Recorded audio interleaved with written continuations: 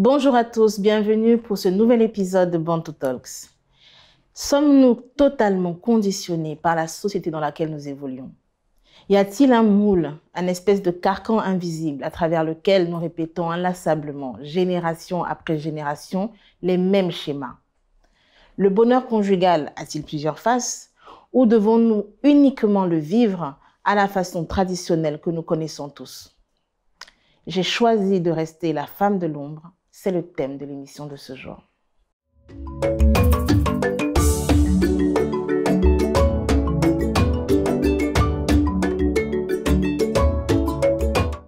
Bonjour Kimia. Bonjour Grâce. Merci d'être là, d'avoir accepté mon invitation. C'est moi qui te remercie. Vous ne la voyez pas, mais elle est aussi belle que sa voix. J'adore ta voix. J'aurais aimé avoir une voix grave comme la tienne, vraiment. Oh, merci Grâce. Je plaisante toujours un peu, mais je te laisse me raconter, s'il te plaît, ce qui t'amène ici aujourd'hui. Ok.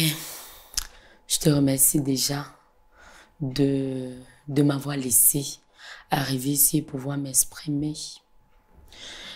Généralement, Grâce, je ne sais pas, mais vous savez, quand nous sommes en Afrique, nous avons généralement des façons d'être perçus. Ta façon de penser, ta façon même d'accepter ta vie, tes choix, on les juge toujours. Sauf que généralement, nous sommes les seuls à les vivre, à les sentir. Et à assumer les conséquences des choix. Totalement. On les assume. On apprend cela avec le temps. Je rencontre celui qui est l'homme de ma vie. Il y a beaucoup d'années déjà. Je me rappelle encore ce jour-là. J'étais dans mon quartier, tout simplement vêtue. J'étais là avec un cabas. Je sors, je vais à la boutique du coin avec les simples sandales babouches. Oui, genre tu vas prendre un truc là vite fait, sans maquillage, rien. Oui. Il y avait des enfants à la maison, mais bon, chacun était occupé. J'ai dit, c'est bon, je suis en train de faire quoi? Je sors. Je suis sortie là. Je rencontre un gars qui m'aborde. D'abord, il me fait rire. Tout beau garçon. Mais les femmes, on a l'habitude. Du coup, je passe comme si de rien n'était. Je pense que j'ai à prendre. Il a insisté, il a demandé mon numéro. Comme on a l'habitude de faire les femmes. J'ai refusé tout gentiment. Non, je pouvais quand même pas dès le premier jour. Mais je suis rentrée à la maison. Je me suis quand même rassurée qu'il voit à quelle porte je vais. Ah, il a quand même vu de chez toi, quoi. Ah ouais. Ok. Là, il a vu. Et je t'assure qu'il a fait des mains et des pieds. Il a tout fait pour chercher à me retrouver. Et petit à petit, on a commencé à se fréquenter. Petit à petit voyage par-ci, voyage par-là, des petites sorties. Vraiment, je l'ai trouvé super agréable. Donc, love to love. Ah ouais. Dans le sucré. Ah non, je t'assure. C'était super, c'était beau. Oui, on se voyait tout le temps. Je prenais sur moi. On a commencé à vivre cette histoire d'amour-là comme ça. Je me suis rendu compte plusieurs fois qu'il m'avait trompée. En fait, qu'il me trompait. Mais même jusque-là, ça ne m'a pas dérangé parce que j'ai su quand tu as face à toi un bel homme, vraiment très bel homme. Je le dis parce que je marche avec lui. Je vois comment de partout, les jeunes femmes regardaient, même celles qui étaient plus âgées que nous, elles regardaient. Mais lui, il répondait alors s'il t'a trompé plusieurs fois. Lui aussi, il aimait beaucoup les femmes, c'est ça? Ouais, mais une chose qui m'a marqué avec lui, devant moi, il se faisait très discret. Donc, devant moi, il y avait ce respect-là. Du coup, ça me mettait quand même un peu en sécurité. Déjà, il peut faire ce qu'il veut. Déjà, tu vas retenir un homme, tu vas faire quoi avec lui? Tu ne restes pas avec lui tout le temps. Quand il n'est pas là, qu'il est dehors, qu'est-ce qui se passe? Tu ne connais pas. En plus, je n'étais encore qu'une étudiante, j'allais à l'école. Oh, lui, il travaillait déjà, il gagnait très bien sa vie. Il n'avait pas de soucis d'argent ou quoi que ce soit. Donc, j'ai choisi d'abord de rester comme ça et de vivre cet amour-là. De vivre ma vie, de vivre cet amour-là. Ça ne me dérangeait pas. En fait, c'est vrai, ça me dérangeait un peu, mais j'ai préféré d'abord me contenter de ça. Je vivais cet amour. J'avançais avec. Et ça allait normalement. Je pense que nous avons fait dans les 2 ans, 2 années de relation. Ok. Il était connu à la maison. Ma famille demandait. Mais c'est comment Kimi? Le gars, qu'est-ce qu'il pense? Qu'est-ce qu'il te dit? Vous ne pensez pas à l'avenir? Dans le sens du mariage? Ouais. Vous ne pensez pas à demain? Vous ne pensez pas à ceci? C'était bien. J'étais super jeune. Normalement, comme toutes les jeunes filles de mon âge, je devais aussi saisir cette occasion-là, sauter sur l'occasion et dire, mais attends, si ma famille est en train de dire ça, qu'est-ce que moi je suis en train de faire? Pourquoi je n'essaye pas d'amener ce gars-là? Oui. Donc, tu voulais déjà te marier, tu commençais à avoir envie de te marier? Moi, personnellement, non. Mais c'est par rapport, en fait, aux commentaires des tiens que l'envie a commencé à naître, c'est ça? Mais pourquoi est-ce que je ne peux pas venir accepter cet homme-là qui soit tout à moi? Mais, comme toujours, chacun a ses pensées. J'ai vécu dans une famille un peu... C'était pas comme je voulais. C'est-à-dire? J'ai vu ma mère frapper, humiliée, trompée, tout le temps. Elle restait là. Un moment, je lui demandais, mais maman, qu'est-ce qui ne va pas? Non. Je ne sais pas en fait si pour elle, c'était au nom de l'amour qu'elle restait, ou plutôt parce qu'elle avait les enfants. Ça m'a fait forger, en fait, ça m'a forgé une personnalité tout autre. J'ai réalisé que je voulais tout, mais pas le mariage. Avoir des enfants, ce n'était pas un problème pour moi. Oui, je veux avoir des enfants. C'est une femme, je suis appelée même à ça. Mais est-ce que je voulais me marier? Est-ce que je voulais vivre cette vie-là où tu dois rester comme ça? Le plus important, c'est ce que la société dit. C'est comment la société te perçoit. Comment est-ce qu'elle te voit? Est-ce que je voulais de ça pour moi? Au fur et à mesure, avec le temps qui passait, j'ai dit, je ne suis pas sûre de vouloir ça. Donc, pour toi, un mariage était forcément à l'image de celui de ta mère. Tu n'avais pas d'exemple de mariage réussi, entre guillemets, de mariage épanouissant, de mariage heureux. Autour de toi, tu n'avais que cet exemple-là? Sincèrement, je n'avais pas juste cet exemple-là. Mais sur 10 mariages, je prends un chiffre comme ça. Sur 10 mariages, je voyais 8 mariages. Pour moi, n'était pas du tout bon. Il y a plusieurs femmes qui se font battre dessus. Il y a plusieurs gens, parce qu'elles n'ont pas d'indépendance financière, sont contraintes de tout supporter, que ce soit les tromperies, que ce soit de la maltraitance, l'humiliation. Je voyais tellement. Et puis, c'est vrai qu'on est champion chez nous de dire le mariage, il faut supporter. Ah, okay. Ça, c'est la phrase, il faut supporter. Je déteste cette phrase, tu n'as pas idée. Je déteste cette phrase. Pourquoi chez nous en Afrique, on se dit toujours que la meilleure des façons, le meilleur mariage ou la meilleure vie, c'est toujours ça. Je déteste. Tu ne peux pas avoir idée. J'ai vécu ça dans ma maison. J'ai regardé même avec les copines qui plus tard sont allées se marier. Je t'assure que jusqu'à aujourd'hui, elles sont nombreuses à m'envier en fait. Elles disent vraiment, Kimi, c'est comme c'est mieux. C'est toi qui as compris. D'accord. Donc, on va revenir un peu dans l'histoire parce que j'aimerais toujours continuer à comprendre. Donc, tu es dans love to love avec ton chéri, ça se passe bien. Lui, il ne te parle pas de mariage, mais ce sont les tiens qui commencent à te dire, à force de voir le gars venir te chercher, de voir que vous êtes ensemble et que ça a l'air de rouler, on te propose, en fait, on commence à te dire, mais oui, mais il faut penser un peu à commencer à parler de mariage, alors que vous deux, même, vous n'aviez pas ces idées-là. Pas encore. D'accord. Mais sauf que, comme toujours, l'un ne peut pas arriver sans que l'autre ne suive. Et travailler dans une société, un jour il arrive. Je me rappelle encore très bien ce soir-là. Il me dit, bon bébé, tu vois, il y a mon mentor. C'est ça on dit? Oui. Oui. Qui est en train de proposer qu'il trouve déjà une épouse pour lui.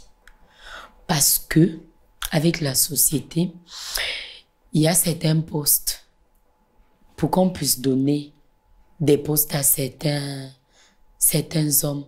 On regarde généralement leur vie. Est-ce que c'est un homme responsable? Est-ce qu'il a une femme, des enfants? Comment est-ce qu'il s'occupe? Comment est-ce qu'il prend soin de cette famille-là? Du coup, il vient, il me propose, il me dit, tu vois, donc je pense qu'un peu lasse de la vie que je mène, j'ai aussi envie de rentrer chez moi, trouver mon épouse, qui est toi, avec nos enfants. Je veux ça, je veux me responsabiliser. Donc, il te fait une demande en mariage? En d'autres termes.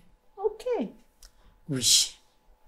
À ma grande surprise à moi-même, j'ai décliné son offre. Parce que j'ai dit ceci. Je connais mon gars.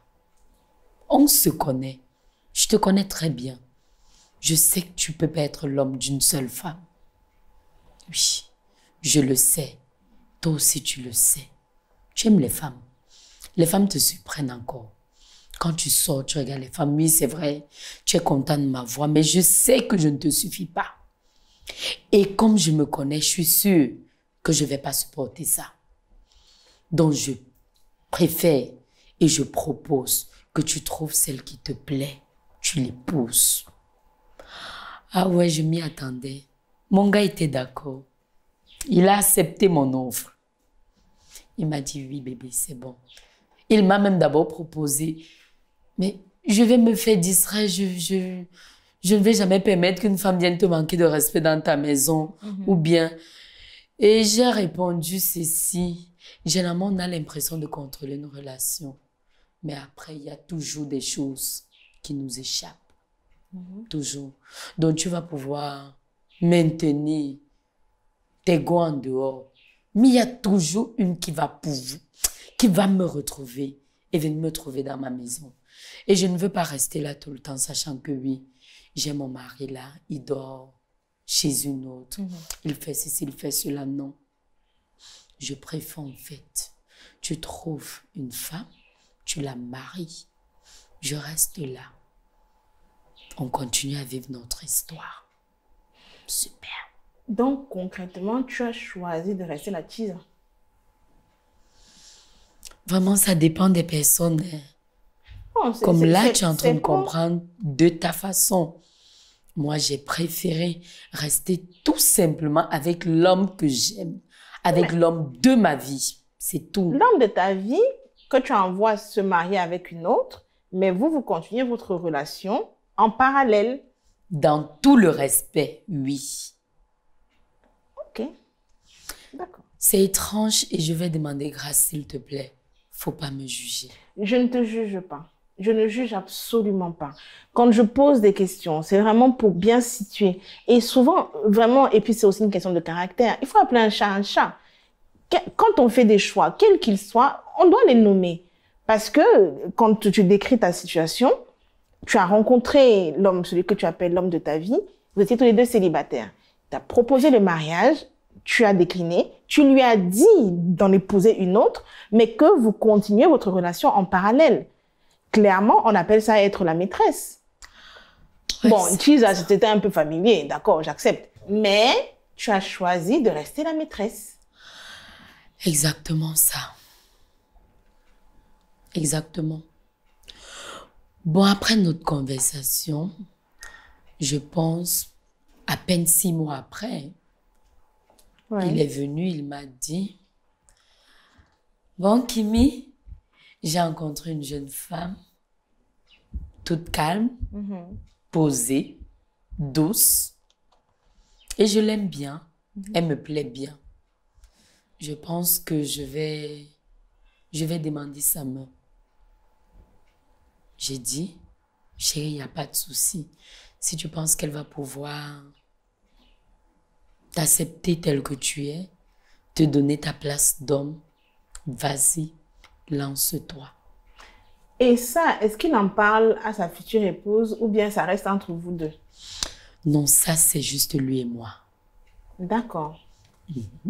Donc, l'autre, la troisième personne, est dans un ménage à 3 qu'elle pense à 2. Oui. D'accord. Tout bizarrement, ça ne me dérange pas. Parce que généralement, quand tu veux prendre les décisions, s'il faille consulter quelqu'un en premier, c'est moi. Et là, je peux t'assurer, ça ne me dérange pas. Je me rappelle encore quand il fallait me faire les courses de son mariage. On allait ensemble, on faisait des courses, les préparatifs. Puis on arrive, on pose des paquets là à la maison. Faisons l'amour vraiment toute la journée, toute la soirée. Nous étions à l'aise et tout bizarrement, je ne me sentais même pas un peu jalouse de l'autre. À aucun moment. Simplement parce que je réalisais que je prenais les décisions dans l'ombre. J'étais à l'aise. Ça ne me dérangeait pas. J'étais au calme. Donc, tu aimais ta place, en fait. Ouais, il me respectait. Tant que je savais que ce n'était pas moi celle qu'on trompait. Tant que je savais que j'avais ma liberté, en fait. J'avais la liberté de faire ce que je veux. Je n'avais aucun compte à rendre à qui que ce soit. J'étais d'accord. J'étais posée, j'étais à l'aise. Chez moi. Sans souci. Oui. Je comprends. Du coup, le mariage a été célébré. Oui. Et ensuite, vous allez continuer cette relation, on va dire votre triangle amoureux, de manière classique. Oui. Comment ça s'organisait au quotidien? En fait, les hommes, généralement, quand ils travaillent, dépendant du genre de travail qu'ils ont, ils vont en mission tout le temps. Et même si je ne vivais pas super loin, mais j'étais quand même dans mon coin, dans mon quartier ailleurs, il vivait sa vie de son côté avec sa femme. Je me rappelle même avant la naissance de leur premier enfant, nous avons fait notre enfant déjà. Il était présent.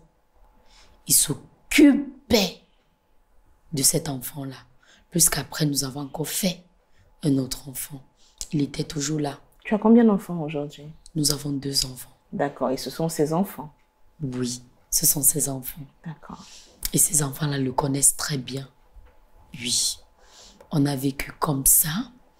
Je sais, même si je fais 1 semaine, 2 semaines sans le voir, ça ne me dérange pas parce que je sais qu'il a une famille. Il doit être là-bas auprès de sa famille. Moi, je suis ici, mais il ne peut pas passer une journée sans m'appeler ou sans parler à ses enfants. Puis pas de souci. Je vous assure que je préfère être comme ça. Avec un homme, je sais pertinemment qu'il m'aime, qu'il me respecte, qu'il ne doit jamais venir mettre la main sur moi ou essayer totalement de contrôler mes entrées et sorties. Il sait que j'ai mon petit travail, mais qu'à cela ne tienne, il fait tout pour me mettre à l'aise. La preuve, c'est qu'il est en train de construire notre maison. C'est même pas encore fini, mais il est en train de s'y mettre. Je préfère ça. Je suis à l'aise. Je suis heureuse. J'ai mon homme auprès de moi. Il n'est peut-être pas mon mari comme la société veut nous imposer cela. Mais je suis avec lui. Je m'y plais. Nous sommes au Cameroun. Chez nous, donc, la polygamie est permise, pardon. Pourquoi ne pas avoir proposé d'être un foyer polygame? C'est vrai que l'idée aussi passait dans ma tête, qu'on pouvait bien le faire ainsi. Je suis sa première épouse. Ensuite, il prend toutes celles qu'il veut prendre par la suite. Mais au même moment, comme tu le dis si bien, nous sommes dans un pays africain. J'ai vu beaucoup de couples Oui, j'ai vu la polygamie. Des fois, tu peux être là, tu peux être dans ta maison, tu ne penses en mal de personne. Tu acceptes même que ton mari va prendre une autre épouse qui arrive, une troisième même qui arrive. Tu ne peux pas les contrôler. Il y a beaucoup de mauvais esprits généralement. Oui, tu arrives, une femme arrive là, et voit qu'il y a une bonne atmosphère dans la maison. Tu prends même bien cette femme, tu acceptes même de la partager avec ton mari, mais c'est la même qui va faire des pratiques et des ceci, qui va faire du n'importe quoi, ce que tu n'attendais même pas. Donc, il y a un certain nombre, c'est tellement de choses. J'ai préféré plutôt que de vivre ça en fait. Mieux je reste dans mon coin. Je respecte cet homme-là. J'évite d'utiliser le terme mari. Parce qu'en effet, il n'est pas mon mari. Mais je préfère dire qu'il est l'homme de ma vie. Oui, parce que c'est lui qui partage mon lit. C'est lui qui s'occupe de nos enfants. De moi aussi, il s'occupe. Je préfère rester comme ça. D'accord. On va rester sur ce moment-là. J'ai beaucoup de questions. Les téléspectateurs aussi en ont. Donc, on revient tout de suite après ça.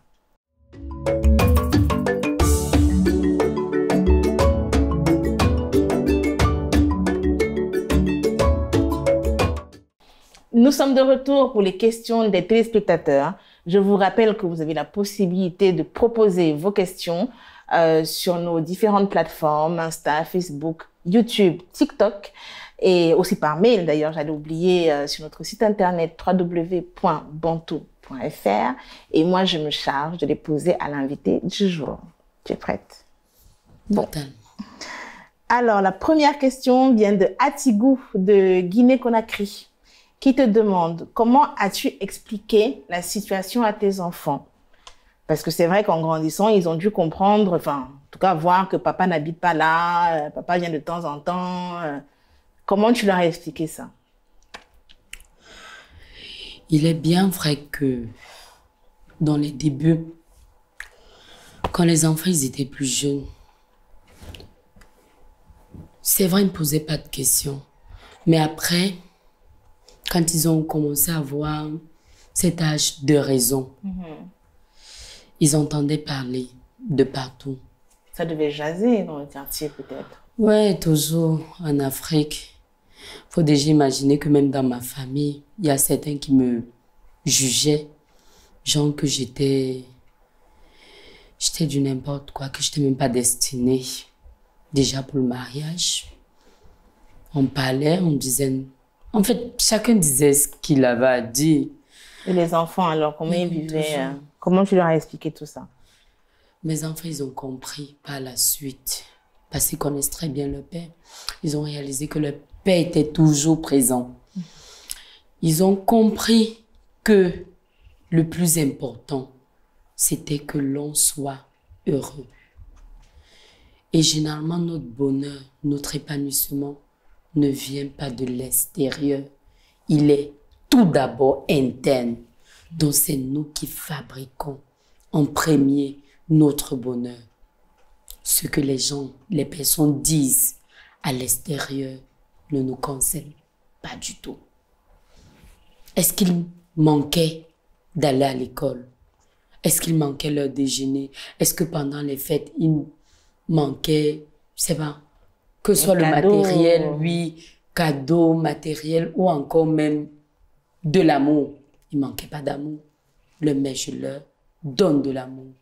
Le papa aussi pareil. Peut-être la présence n'était pas toujours ce qu'on attendait, mais il a toujours fait de son mieux pour être là. Donc je crois qu'avec le temps, ils ont compris. Et mes enfants, finalement, ils pensent comme moi. En fait, je suis très contente parce que finalement, ils ne me jugent pas. Quel âge ils ont? Ils m'ont accepté comme ça. Le premier, il a 17 ans. D'accord. Et l'autre, la deuxième fille, elle a 14 ans. D'accord. Je pense qu'ils comprennent quand même un peu mieux. Oui, et je suis sûre qu'avec le temps et la maturité, ils comprendront bien mieux. D'accord. On a Kanto de Madagascar qui te demande, tu as commencé à répondre un peu partiellement, comment ton entourage a réagi face au choix, donc à ton choix de vie? Quand on dit entourage, c'est vrai que tu as parlé de la famille, les amis, voilà, comment ça se passait, par exemple, pour développer un peu la question, comment ça se passait pour les événements, tu sais, si tu es invité à un mariage, comment ça se passait tout ça? Comme je le disais tantôt, j'ai appris à dépasser ce que les autres pensent. Je n'ai même pas laissé l'occasion aux gens. C'est vrai, certains membres de la famille ont parlé, mais le reste, dehors, j'ai même pas laissé l'occasion qu'on me parle. Je m'en fous totalement de ce qu'ils disent. Je dis bien totalement. Ce qui importait pour moi était la vie de ma mère. Ma mère, elle a dû prendre sur elle humiliation, bastonnade, tromperie. Comme je le disais tantôt, elle a pris sur elle. Donc pour elle, dans un début, c'était comme une abomination. Vous savez, quand on est en Afrique, on vient voir une femme qui allait à l'école, qui arrive. Non, je veux pas me marier, je veux pas me marier. Et préférer vivre comme je suis. Au début, c'était une abomination. Mais je pense qu'avec le temps, ma mère a compris. La preuve, c'est qu'elle s'est rangée de mon côté. Quand les personnes de la famille voulaient parler, elle leur demandait de me laisser vivre en paix. Donc le plus important était la vie de ma mère. Il fallait aussi que je fasse cela pour qu'elle puisse comprendre que oui, on peut être heureux sans toutefois vivre sous le même toit qu'un homme.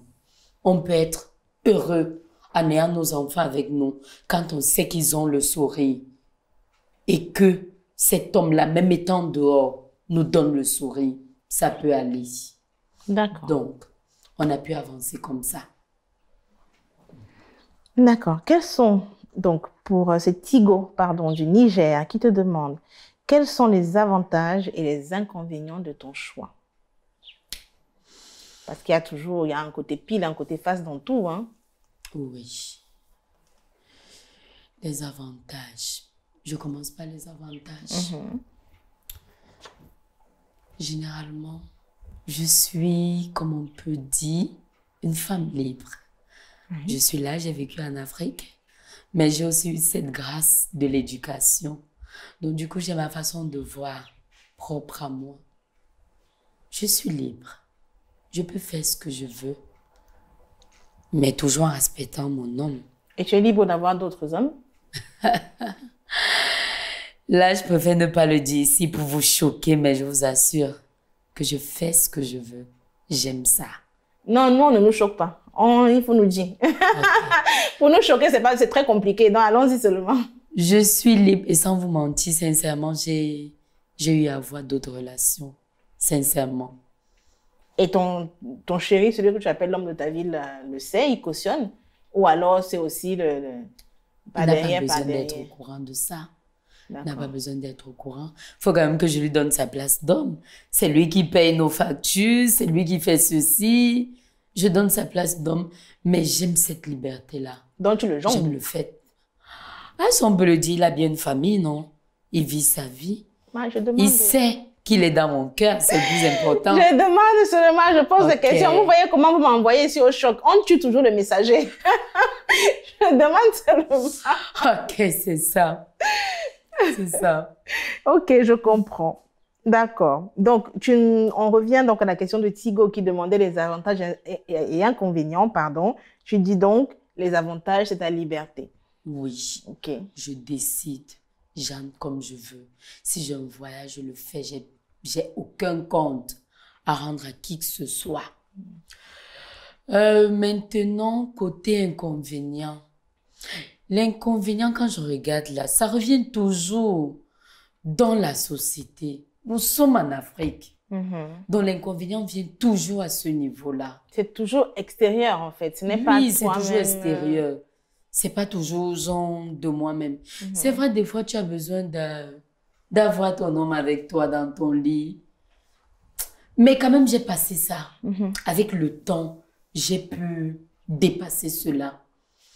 Mais je regarde quand j'ai peut-être une cérémonie, on dit mariage, bien couple, oui, on sait que c'est lui qui est mon homme. Mais imaginons s'il a autre chose avec sa femme ou bien, je ne vais pas toujours pouvoir m'afficher avec lui. Ça, c'est l'inconvénient. D'accord. Mais on a appris à faire avec. Ça fait combien de temps que tu es avec ce monsieur, du coup? Ça fait beaucoup de temps. Ça fait 20 ans par là. Oui. 20 ans. Oui. Vraiment beaucoup d'années.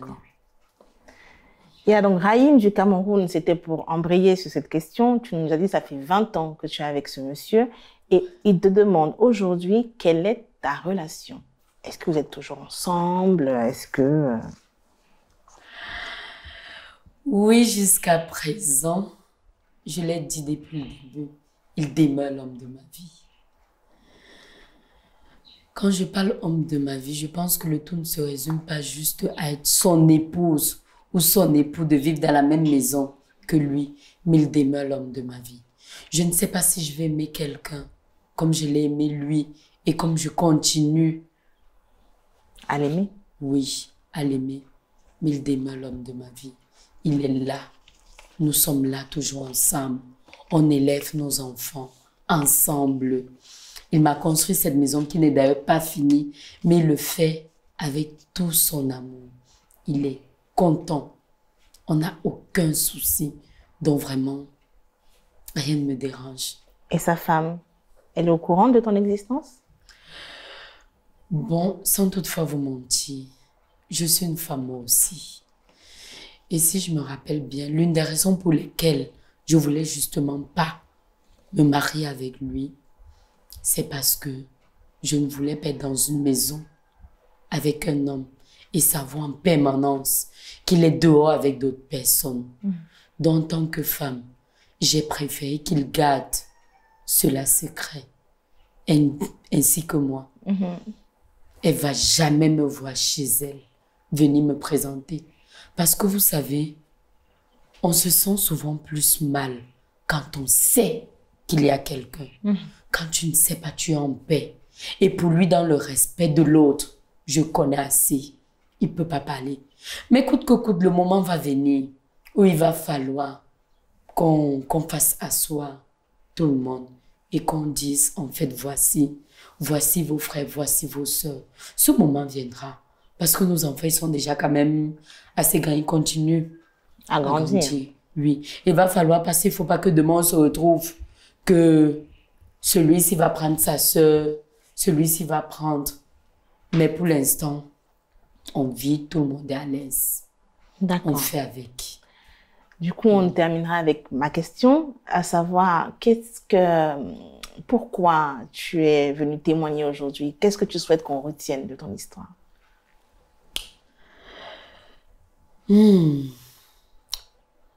La société, toujours la société.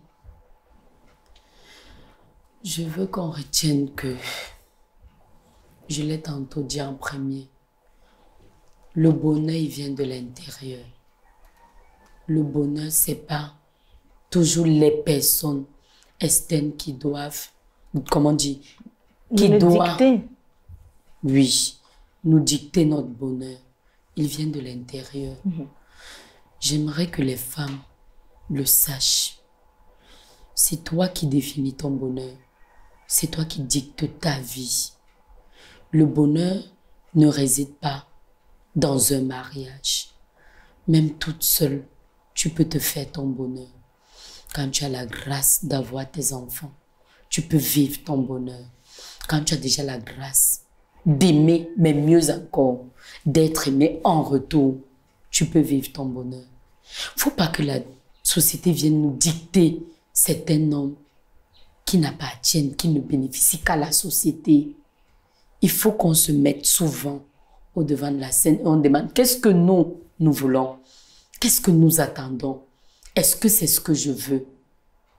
Est-ce que c'est ce que j'attends? Est-ce que tout doit seulement venir de l'autre? Moi-même, qu'est-ce que je veux? Nous sommes nombreuses, les femmes. Bien, hein? Tu vas voir une femme qui va accepter vivre du n'importe quoi au nom du mariage. Non, on doit m'appeler Madame telle. Elle va vivre n'importe quoi parce que le mariage. Je vois en fait que les femmes brisent certaines barrières. Tu peux aller vivre dans un mariage, tu es heureux, c'est bon, il n'y a pas de souci. Mais je vous assure que Le bonheur n'est pas garanti dans le mariage. Je veux que les femmes apprennent à se prendre en main, qu'elles puissent vivre leur vie sans toutefois écouter la société.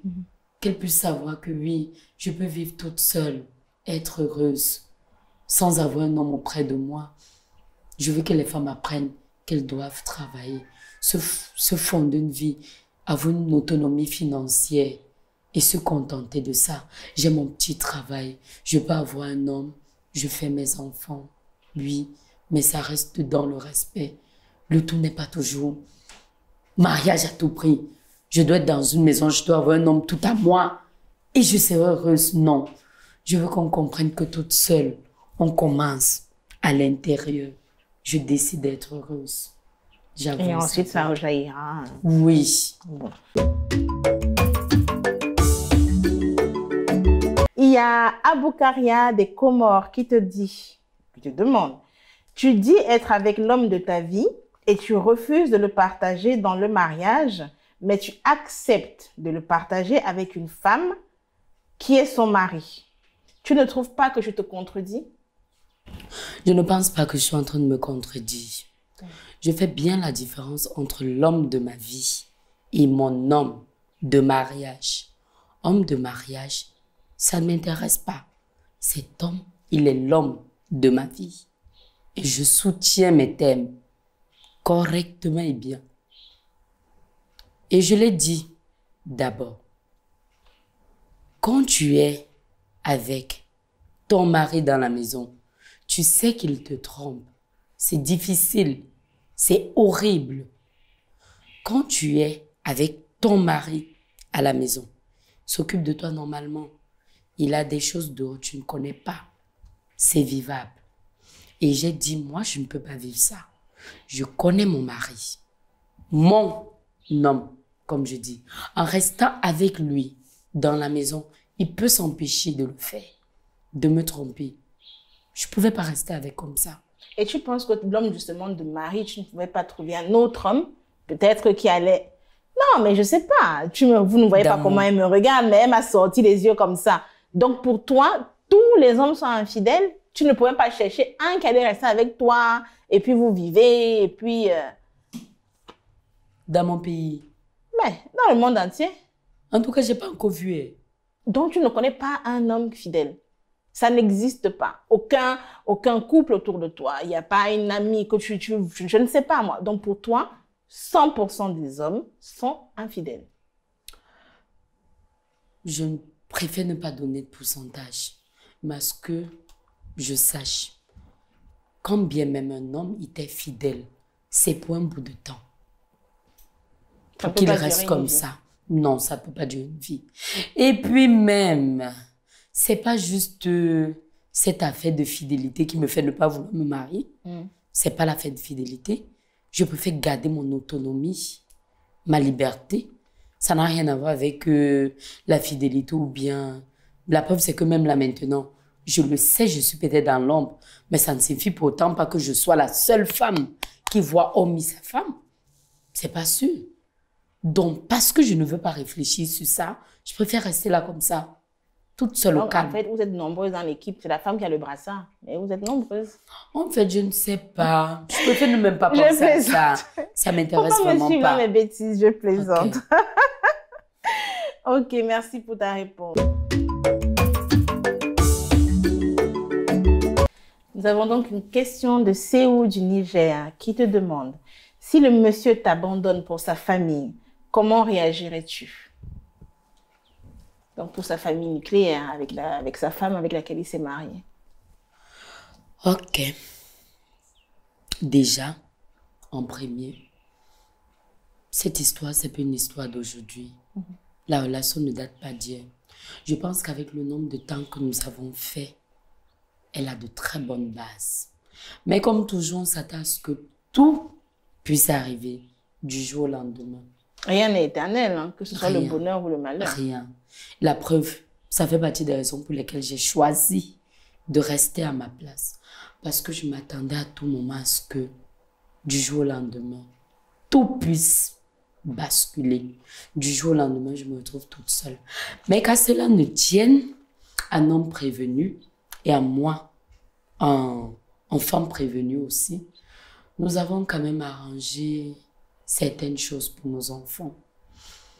Il s'est arrangé à faire de telle sorte que je puisse avoir une activité qui doit toujours générer des choses pour nos enfants. D'accord. Il s'est arrangé.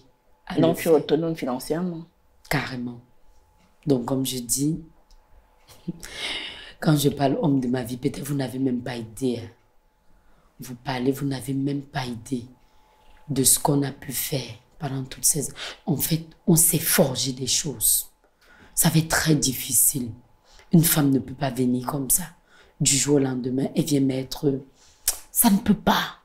Parce que s'il fallait le faire avec tout ce que les personnes ont eu à parler, on aurait déjà arrêté. Mais non. Et j'ai choisi, je le dis bien, de ne pas être son épouse. C'est pas comme si j'ai voulu, il n'a pas voulu. Non. J'ai choisi de ne pas l'être. J'ai choisi d'être celle qui tire les ficelles derrière. Donc, pour que quelqu'un vienne faire un truc, ou pour qu'il se lève un jour comme ça, non. C'est vrai, tout peut arriver, mais ça va être très difficile. Est-ce que tu peux comprendre que ton message, en tout cas ton discours, puisse être difficilement audible pour des femmes, pour des féministes? Tu sais que beaucoup de gens se battent pour le droit des femmes, pour être reconnus, pour une certaine forme d'égalité. Est-ce que tu pourrais entendre ça? Qu'est-ce que tu leur répondrais? Je pense que généralement les femmes qui sont instruites, très instruites, nombreuses sont celles qui vont penser que je pense bien. Elles vont trouver mes pensées bonnes. Elles abonneront dans ton sens, tu penses? Oui. Tandis que maintenant, celles qui ont une éducation différente de moi, celles qui, quand elles sont nées, elles ont grandi, leurs mères ont inculqué des valeurs. La femme est faite pour le mariage. Comme tu vas à l'école là, tu rentres, tu dois apprendre comment prendre soin de ton mari, de tes enfants, tout. Elles vont penser que ce que je dis est une abomination. D'autres, par contre, ne vont pas penser ça. Je pense qu'au contraire, vont épouser mon point de vue. Parce que je ne suis pas la seule.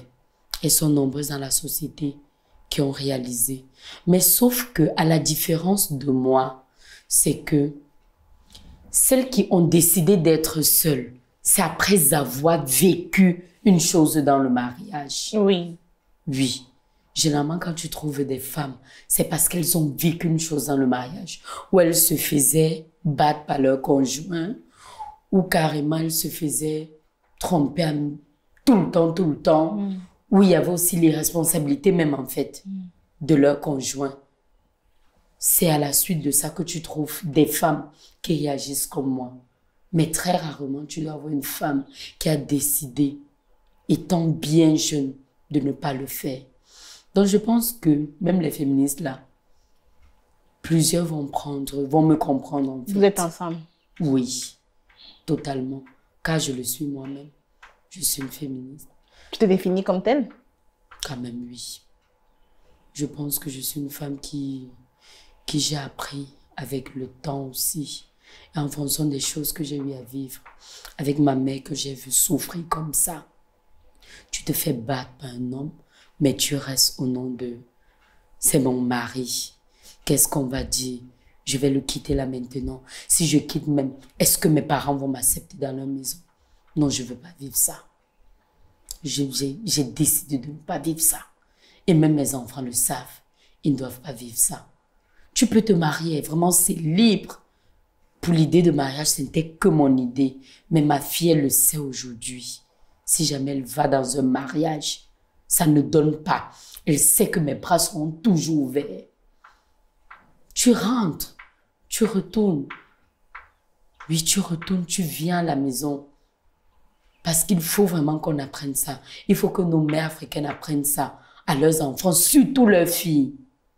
Tu dois apprendre à t'aimer d'abord toi. Après, quand tu as fini par t'aimer, à t'accepter comme tu es, tu peux aussi apprendre à l'autre que voilà comment tu dois regarder Si toi, homme, tu ne donnes pas du respect à ta femme, rassure-toi, ça va suivre. Les enfants, les petits garçons vont savoir. C'est la norme.